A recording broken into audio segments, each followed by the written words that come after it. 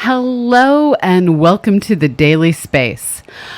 This morning has been a Monday, and I apologize for our late start to the show. I woke up to discover my roof was leaking. There's now a bucket, and I have no clue how the water's getting in because it's coming in on the first floor, but not the second floor, through an air vent.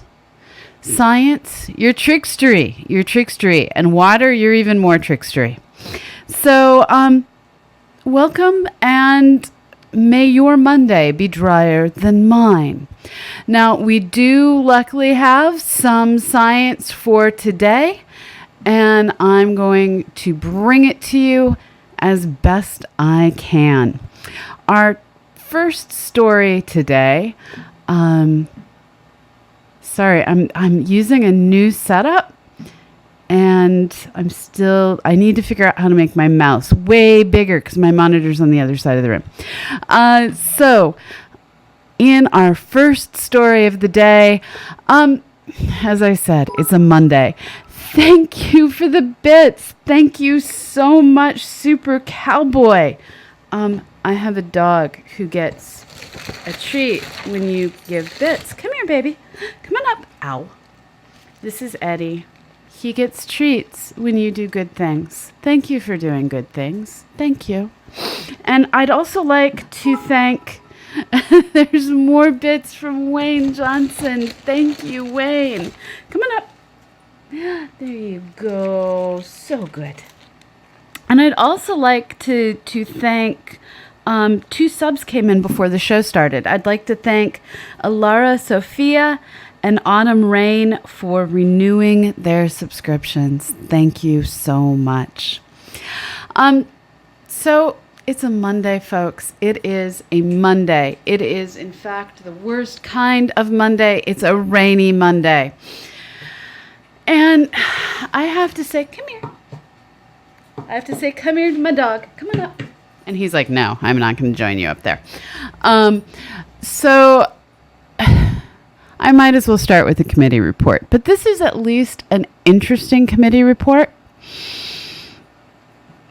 Since the first high-res images of Pluto started coming back in the summer of 2015, the New Horizons team has been using a variety of names that generally come from explorers and spacecraft that have really pioneered the images that they're bringing back from different kinds of worlds. And these names initially have to be referred to as unofficial placeholders. In order for a name to become official, it has to be approved by the appropriate naming committee at the International Astronomical Union. And a new set of names has finally been approved. The first set of names comes from 2014. And this, not 2014, that's a lie. That's a typo. The first set of names the first set of 14 names was released back in 2017. And we now have a second set of 14 names. Now, in order for them to go from the unofficial names that the New Horizons team is using to the official names released by the International Astronomical Union, a whole lot of paperwork has to be submitted, it has to be reviewed, it has to be approved, and the kinds of things that they're looking for are the people or things that are being commemorated actually worthy? Are the names diverse? Do they come from a variety of different cultures that reflect our world rather than just the nation of, well, whatever group of people happen to be submitting the names? The idea of having this international community that is in charge of naming is to make sure that, well, the sky doesn't become the property of any one culture or nation. So the names that have been released today are Alosium Lacus, which is a possibly frozen nitrogen lake on Pluto's surface. Alanco Montes, which is a mountain range honoring Juan Sebastian Elcano, the Spanish explorer who 1522 was the first to circumnavigate the Earth, a voyage started by Magellan in 1519. Sorry, my phone is ringing. The next is Hanapu Valles, which is a system of canyons named after the hero twins in Mayan mythology who defeated the lords of the underworld in a ball game. Yes, folks, it was a ball game. The next is Kare Crater, which honors planetary scientist Bishan Kare, an expert on the chemistry of planetary atmospheres. He did work on the tholins, the organic molecules that probably account for the darkest and reddest regions on Pluto. The next is Kildare Crater, which honors Roland Kiladze. I'm sorry, they don't come with pronunciation guides, who was a Georgian astronomer who did pioneering early investigations of the dynamics, astrometry, and photometry of Pluto. Then we have Lowell Reggio, which is named after Percival Lowell, who was the financier behind Lowell Observatory and the discovery of Pluto. Then we have Minwando Fosse. It's a long network of long, narrow depressions named in honor of Nyanga, who is an Eastern Democratic Republic of Congo hero who traveled to the underworld and after returning home became a wise and powerful king. We have Picard Mons. It's a mountain and suspected cryovolcano that honors Auguste Picard, a 20th century inventor and physicist best known for his pioneering balloon flights into the Earth's upper atmosphere. We have Pigafetta Montes, that honors Antonio Pigafetta, the Italian scholar and explorer who chronicled the discoveries made during the first circumnavigation of the Earth aboard Magellan's ship. So we have multiple commemorations of Magellan. Then we have Piri Rupis.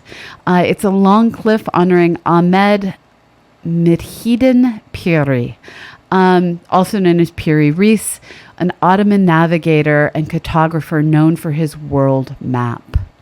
We have Simoniele Crater, which honors astronomer Damon Simone, whose wide-ranging research included the formation history of Pluto. We have Wright Mons, which honors the Wright brothers, Orville and Wilbur. I apparently can't even pronounce English names today, who were credited with flying the world's first successful airplane. There's a little bit of dispute on whether they were actually the first. There's Vega Terra, a large landmass named for the Soviet Vega 1 and 2 missions, the first spacecraft to fly balloons on another planet, Venus. And then there's Venera Terra, which is named for the Venera mission sent to Venus by the Soviet Union, that included the first human-made device to enter the atmosphere of another planet. So that's a whole lot of discovery, and it's all kind of awesome. And I hope that you'll all go read more about these explorers. The full press release is going to be linked to the show notes, which will go up on YouTube. And as always, if you're one of our patrons over on patreon.com/CosmoQuestX, you'll get all of this sent to you in your email. So check it out. Consider becoming a patron of the show, and we will, send you these notes so that you can read more, and hopefully pronunciation guides will go up. All right, so our next piece of news is one that amuses me to no end. This morning, while I was reading Twitter while drinking my coffee, I came across a whole bunch of people saying, yes, we live in a simulation. And the reason they were saying this is because one of the political parties in the UK, I kid you not, just elected someone who goes by Richard Brain, to be, thank you, Keeper of Maps for the bits, to be the leader of one of their political parties. I was redundant there because Bits, come here, Eddie. Come around to the other side. Oh, you're just going to hop up on the table? Well, that's okay too. But you have to come closer. They can't see you. Come over here. Come on up. There you go. Here you go. You're a good boy. I'd rather you came around to the other side, but you're a good boy. Yes, you are. We're going to work on some dog training with him. So yes, there were many comments about how we must live in a simulation. That is the only possible way to explain someone who goes by Dick Brain being elected to lead a political party. So transitioning from that very odd reality that is being used to explain why we must live in a simulation, I came across a press release on how, yes, we must indeed live in a simulation. This is work coming to us from the University of Arizona, where scientists have been using a supercomputer to, study all possible, at least as many possibilities as they can, of the initial conditions that went into our universe and the different ways that the different physical forces may be interrelated, working together to produce the universe we live in.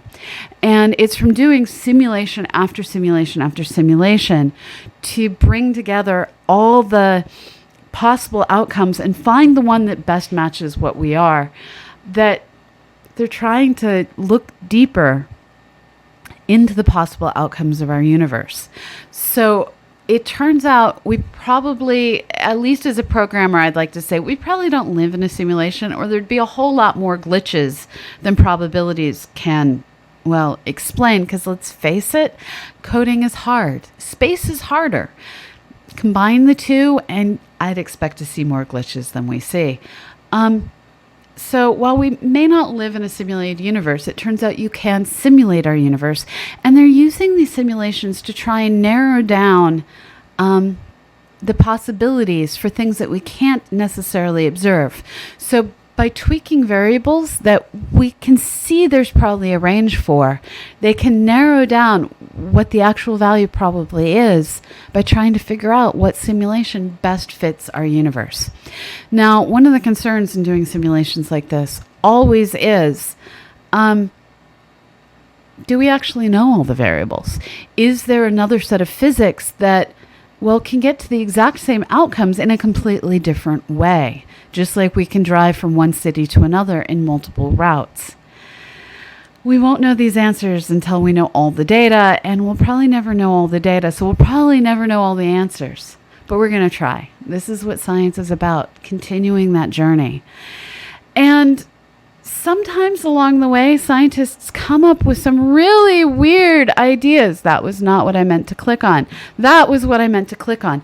And one of the weirder ideas that got terribly misunderstood by social media over the weekend was a press release that came out on Friday saying that dark matter is thought to come from prior to the Big Bang. And the problem with this is one of nomenclature. There was a period in writing journal articles where the Big Bang was taken to refer to things that we could see. So cosmic microwave background, the results of the Big Bang. But the Big Bang itself didn't include the epoch of inflation that marked the early moments of our universe. It didn't include those first 3 minutes that had radical nuclear reactions going on that produced the helium that was about 24%, if I remember correctly, of our universe. So when you see a paper, or in this case, a press release saying dark matter formed before the Big Bang, they're not saying that it was formed before our universe was formed. They were saying that it formed before the end of those first 3 minutes. And in this case, if you go and actually look at the journal article, the postdoc who wrote this paper is saying, if you look at the math this particular way, the only way to explain the existence of dark matter is if it was a result of those same processes that occurred during the epoch of inflation and the moments following it, when matter and energy separated, when nuclear reactions went on. If it was during that crazy early set of minutes that dark matter formed, you can explain it. But if it formed later, you'd expect to see different particle physics than what we see. So what the paper was trying to get at, using lots of words that probably were oversimplified in writing the press release, what they were trying to get at is, following through one set of maths, you get at a set of predictions that says, if dark matter formed during the epoch of inflation, you will get this set of observables that the next high-resolution spacecraft that is going to get launched to look at the cosmic microwave background, you will see this set of, well, features that are there because of that early dark matter formation. But if dark matter wasn't formed then, you'll expect to see these other things. Now, what's cool about this paper is it's not at all the first paper to suggest that dark matter formed during the inflation of the universe, when it went from nothing to the size of the solar system in moments. But it is the first that I've seen, at least, that makes clear-cut predictions on what should be seen and uses math that, while hairy and challenging, is mostly approachable to anyone that has taken, all the maths that's required for a physics degree, a computer science degree, an astronomy degree. So this is kind of cool. And the other thing to take note of is, if this paper is proven true with the observations, this is the kind of thing that can also lead to press releases that lead to Nobel Prizes. Well, it goes research paper, press release, observations, more committee work, and then maybe a Nobel Prize. So when you see papers like this, you aren't going to see long author lists. But you are going to see a lot of people saying, look at this, remember this, take note of this, because predictions are a big thing. And that's what makes a theorist, worth their while. All these people who are writing theories, no matter how good, that don't make predictions. I don't know what to do with that information. We need predictions, people. We need predictions. Okay. That's all the news I've got for today. I am now, my screensaver came on. No, there's still chat. Okay, we're good. I am now going to take your questions, and here we go. And I just realized the chat got erased on the screen. I'll need to fix that later. So going back to the beginning to see what questions you guys had to ask, and realizing, wow, I might need to get reading glasses. This is a thing. This is a thing. Yes, Larry noticed that we have a new PSI logo that is appearing in the lower left-hand corner of our screen and was on dog cam as we warmed up for the show. I'm working, as we try to do over the summer, to clean up around here, get things going a little bit better. And we're going to be doing a fundraiser to raise money to get a Wirecast license for Annie, so that we can both use the exact same templates. And hopefully life will be a little bit better for everyone around here. So looking to see what else is in here. I'm sorry for the still life you got when Eddie decided to wander off screen. I'm going to get a better dog bed that maybe he'll be willing to lie in. The one that we currently have, it's lumpy and he doesn't like it. It's lumpy because I had to put it through the wash. This wasn't Malachi. This is actually Eddie, who's down here right now. Oh, I wish you had more rain. I wish you had more rain. Eddie's fur is growing back paranor. That's the source of confusion. Hello, Wayne Johnson. Hello, Super Cowboy. Hello, DPI. Hello, Guido. Hello, our instro. Yeah, Eddie has absolutely no tail. Both Malachi and Stella have a wee bit of tail, and neither of them were willing to come down the stairs to the basement. Nope. Yes, Eddie did protect our instro when he was visiting for Malachi, who kind of wanted to eat our instro. We're working on that. Hello, Falco Online. I really hope that Eddie doesn't eat any of the wires because that would cause the equipment to fall over. Hello, Alara Sophia. Hello, Bad Panda Bear. Yes, I did roll the chair rather radically. It was blocking my view of the screen. I appreciate my flock being referred to as posh. I'm not sure it's posh, but I'll go with that. Oh, I got the audio fixed. Thank you for the bits. You can come up here. You want to come up here? Come here. I got this. Oh, you're going to come around. He's going to come around. Come on up. Good boy. There we go. He's so happy. Thank you, Trekker Kev. Scrolling. Commence primary ignition. Sequence start. We are going to work on doing a new intro that hopefully doesn't have music that's quite so loud. Yeah. Because the music scared me. Here we go. Let's see what else we have in here.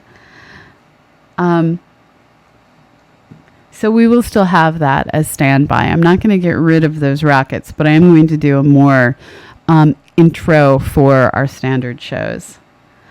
Yeah, Susie, the Mondays.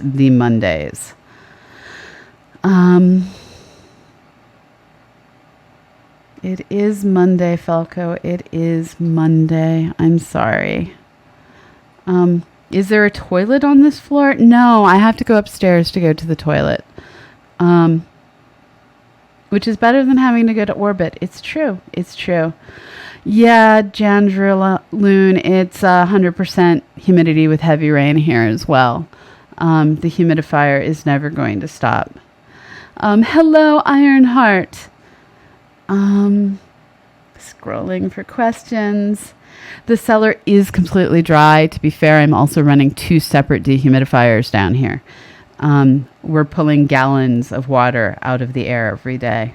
Don't worry, when it's not raining outside, they get used to water the plants. When it is raining outside, they get used to top off fish tanks and turtle tanks. So we pull the water out. We then recycle it. Yeah, Pluto was mentioned. Pluto's a world. We'll go with world. We actually have over on the CosmoQuest Redbubble a shirt that says it's a parody of the Coke Classic logo, and it says Planet Pluto Classic because it is a classic planet. I'll go that far. It's not Purple Rain, thank goodness. That would be quite bad. No, they're not going to rename Pluto. They're just going to name things on it.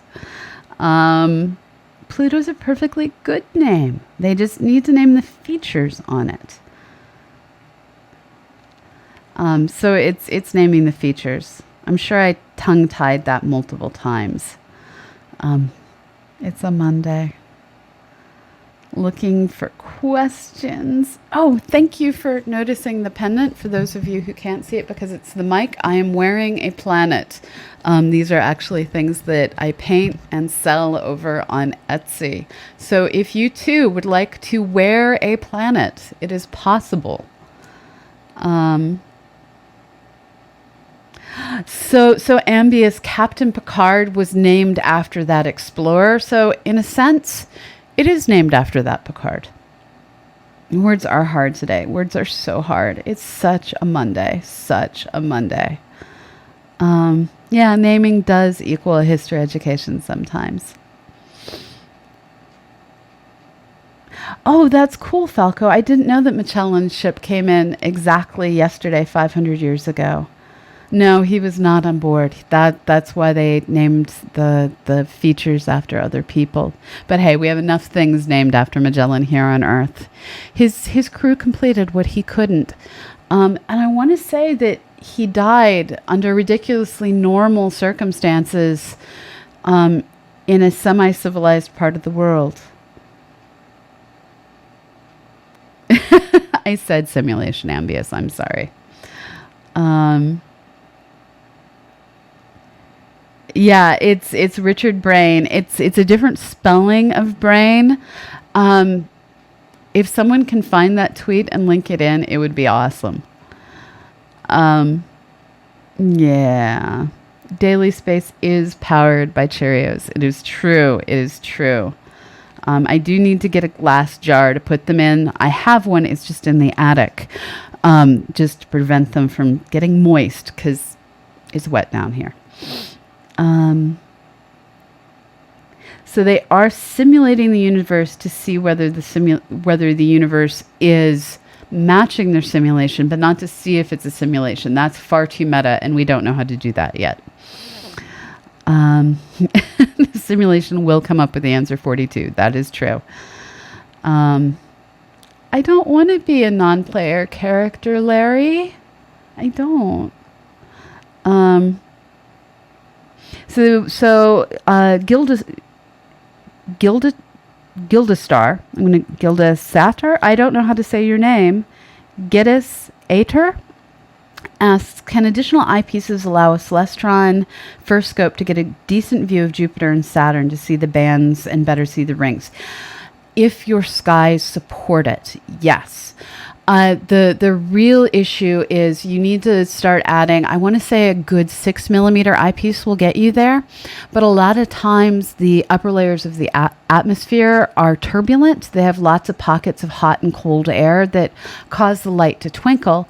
And that twinkling, that turbulence in the upper atmosphere will smear the light out and just not make the views great when you're using those higher magnification, lower number eyepieces. But yes, you can try it if you have a good atmosphere.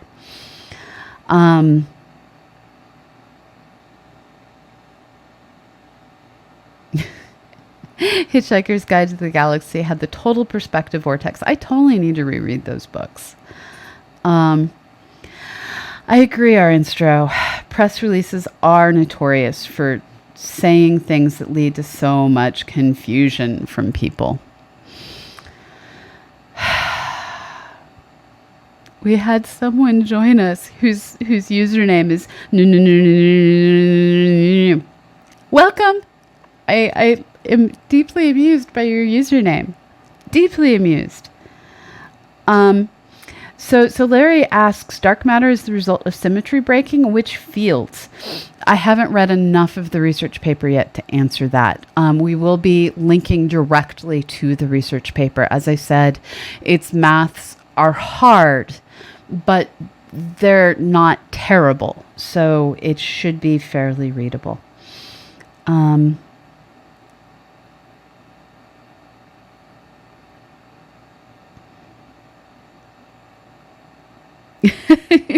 So the pendant that I'm wearing, I see other people asking about it. Okay, let me get it off without hurting my neck. I'm going to walk it close to the camera. One moment. Eddie. I know. I'm going to cut myself in half with the green screen.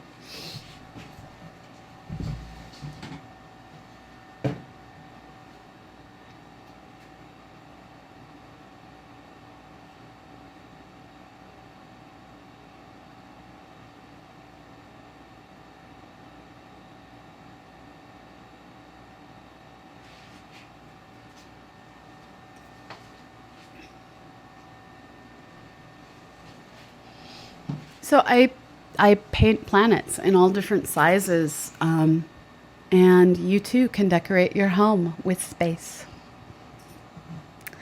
Okay, let's see.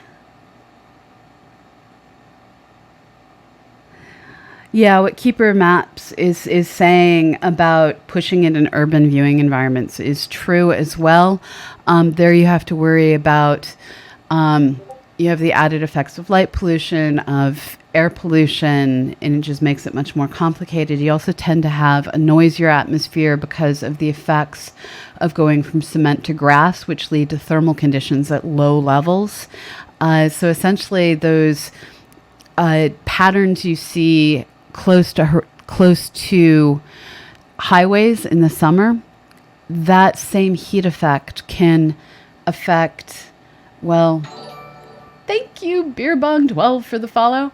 Those kinds of heat effects can, get magnified by entire cities when it comes to what your telescope can see, even if your eye can't necessarily see it. So let's see. Still scrolling. Eddie is not a wire eater. He is a people herder. You're entirely right, Susie. Can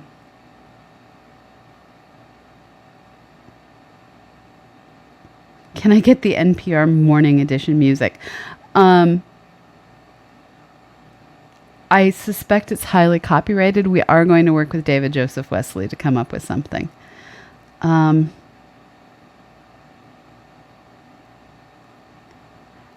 It's Tuesday for you, Super Cowboy. I guess it's late enough in the day that started to happen for people. That hadn't occurred to me. Yes, it is Tuesday. You, my friend, have already managed to get past your Monday, for which I congratulate you. Dwarf planets do need love too, Larry. They do.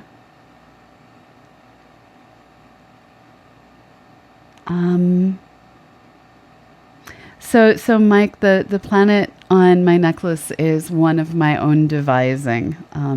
Basically painted to both look scientifically realistic and to match a lot of my clothing. Thank you for the bits. I can't quite see your name. Thank you for the bits, Sammy Dijap. Come here, Eddie. Come here. I know. This is so exciting. Come on up. Here you are. You're so cute. My Eddie is a lover, not a fighter. Thank you, Veronica, for the bits. You want more bits? Come here. Come on up. Such a good boy. He's such a good boy. Okay, going back to looking for questions. Jean Verloon comments that she has a dehumidifier in the basement and it's drier than the rest of the house. I think I've actually achieved that now. The humidifier always fills up overnight. So I emptied it at 9 p.m. last night and it was already full this morning. So when I get down here in the morning, the humidity's up to the mid 70s, but I've dropped it down already to the 50s. So life is much better. So let's see. I do stream on my own channel as well. That is true. The Gem Doctor. I do love the Hitchhiker Guide to the Galaxy's BBC radio version. This shows my age. I actually somewhere probably still have the wooden collector's box that all very large number of audio cassettes came in because the BBC did the production a while back with their audio players. And I bought it and I bought their Lord of the Rings collector series on audio cassette when I was in grad school so I could listen to them driving back and forth from the observatory. And the Strider part of Star Strider actually comes from having been listening to the BBC audio Lord of the Rings while driving back from the observatory. And they use Strider for Aragorn almost always. And I was like, yes, that is a good computer name. And so that's where it came from. So let's see. So I seem to have hit the bottom of the chat. So I'm now in real time. By the power of gray stone. I don't really have any gray stones. Can we go by the power of brick? Because the wall behind me, behind the green screen, is totally brick. You had the original records of the radio series. That's wild. I don't think I've had a record player. I know I had one when I was small because I used it to listen to, this is embarrassing now, things like the Smurf record. That was a thing. Most of my life has been audio cassettes. When I was super little, my parents we'd go to Disneyland, and it used to be that you could buy these children's books that came with a record, and they'd copy all of the records to audio cassettes because small children should not be allowed to touch records. And I don't remember having stories ever read to me, but I always had audio cassettes. So I've been listening to audio cassettes and audiobooks as long as I can remember. So yeah, audiobooks for the win. Keeper of Maps, why are you why are you rest in peacing DNA? You watched the original Mr. Wizard, Larry. That's awesome. That is awesome. Oh, that's cool, Alara, for pointing out that no, I don't read drum mutation that well. Is another scientist. If you're a streamer, we're happy to give you a shout out. Just let folks on chat know. Oh, DNA is Douglas Nathan Adams. Okay, that, yes, I agree. It was a really sad day when he passed away. So old Isatar is mentioning, will your Bennu tattoo be a Bennu as a whole or of one of the marked up mapper images? So some of you may have heard from Annie during the Bennu hate mapping streams that if you guys, all of you working together, not just Mike Cassidy, he needs help, people. He needs help. Are able to complete mapping Bennu by Sunday, I will add to my left forearm a tattoo of Bennu. It will be one of the full disc silhouette, probably with simplified markings on it so it doesn't all just turn into a black blob over time, but it will be the full Bennu in silhouette. So yes, you have to finish by Sunday. You have to finish by Sunday.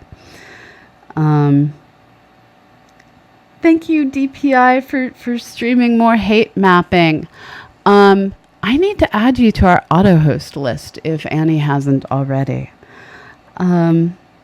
Yeah, so my plan for today is to go through all of my email and figure out what all I committed to doing this week, because I haven't done that yet. And setting up my calendar. And then I will be working on hate coding Bennu mappers. Because it turns out that when you try and download all the data at once in the way that our software is prepared to ingest, the download goes no. I have it working, but if my screensaver clicks on, it kills the download, which is not good. And the download before it finished reached 350 megabytes, which is also not good.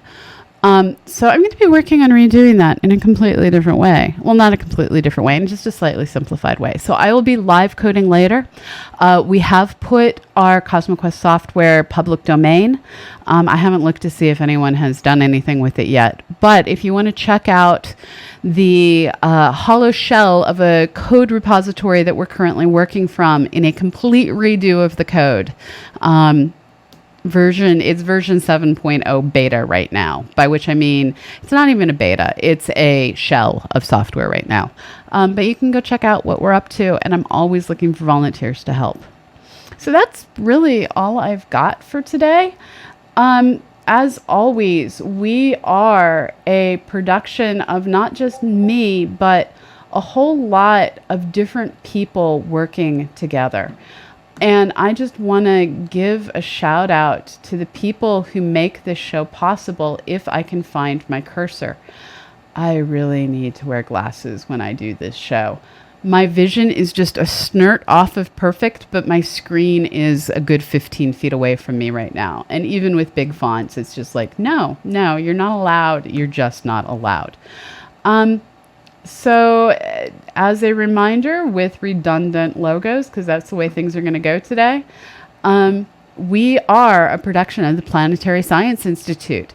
This program, The Daily Space, is hosted by myself and our own binary ablaze, Annie Wilson, who is on vacation this week. So I'll be doing your spacecraft update. Lord help all of us, or at least our intro help me. We are produced by Susie Murph. She is the one that gets all of our episodes uploaded over to YouTube. If you ever miss a live episode here on twitch.tv/CosmoQuest, you can always watch over on YouTube. And to those of you that just watch on YouTube, we watch your comments and we're so glad that you're out there. And I hope that you're appreciating the changes that we're making as we work to update our production values. We are working in collaboration with Youngstown State University, and both the Planetary Science Institute and Youngstown State University are nonprofits, and your donations, your bits, your subs are tax deductible wherever the law allows. We are here thanks to you. You allow me to pay Susie and Annie a living wage, and that's really all I can ask for. So thank you. And if you can't support us monetarily, please hate Map Bennu. Hate Map Bennu. We need to finish. Please, please. Thank you. Okay. That's all I've got for today. I'm now going to attempt to start the credits while sitting on the other side of the room, losing my mouse. This will be fixed in the future, so this is no longer a problem. All I need is to increase the size of everything on the other side of the room. Hey, everyone needs a challenge on a Monday. I simply decided my challenge would be putting everything just out of what can be comfortably read. All right. So wherever you are in the world, have a fabulous morning, evening, afternoon. If the weather allows, go outside, look up. And if it doesn't, and then when you get back inside, whichever your choice may be, please map Bennu, bennu.cosmoquest.org. So that's it. I'm going to hit the credits and go find somebody to raid. Thank you for being here.